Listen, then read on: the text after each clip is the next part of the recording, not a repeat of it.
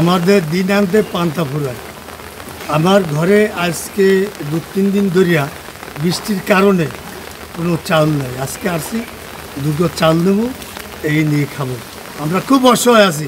আমরা যেহেতু একটা কর্ম করি, মোটরসাইকেল চালাই, আজকে বৃষ্টি আসছে, অনাদার বৃষ্টির কারণে আমরা কোনো খ্যাপ, কোনো ট্রিপ পাইতেছি না। আমাদের আর কিছুদিন এরকম বৃষ্টি চললে অনারে মরা লাগবে। এই যে কলেজের কথা আমি যদি বলি, এখানে বৃষ্টি হওয়ার আগেই পানি উঠে যায়।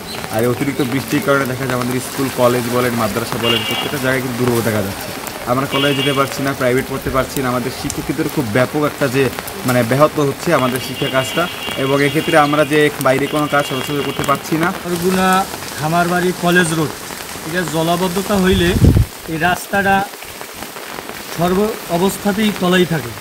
এই যা মানুষের চলাচলে অনেক বিঘ্ন ঘটে এবং মানুষ চলতে অনেক মানুষের কষ্ট হয়। স্কুল প্রতিষ্ঠান এখানে আছে, এই প্রতিষ্ঠানগুলো চালাইতে যারা চালায় তাদেরও কষ্ট হয়। এই শিক্ষা প্রতিষ্ঠান ছাত্রছাত্রীরা আসতে কষ্ট হয়, অভিভাবকরা আসতে কষ্ট হয়। যাতে এই রাস্তাটা উন্নত হয়, যাতে রাস্তাটা মেরামত করা হয়। পুরো এক পিলার বন্ধ তলায় যায়, পানি একদম ওই রাস্তা থেকে শুরু করে কলেজের বন্ধ, সব ডুবা ডোবা অবস্থা থাকে।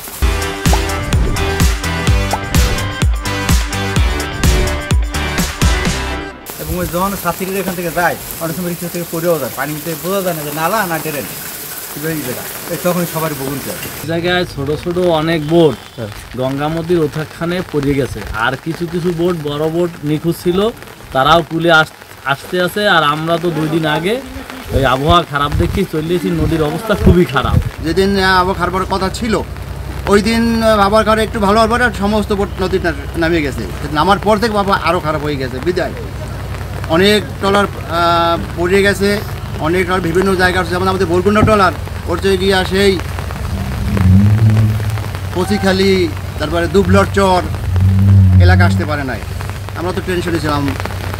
এরপর 2 দিন পরে আমরা খবর পেয়েছি তারা নিরাপদ আশ্রয়ে আছে।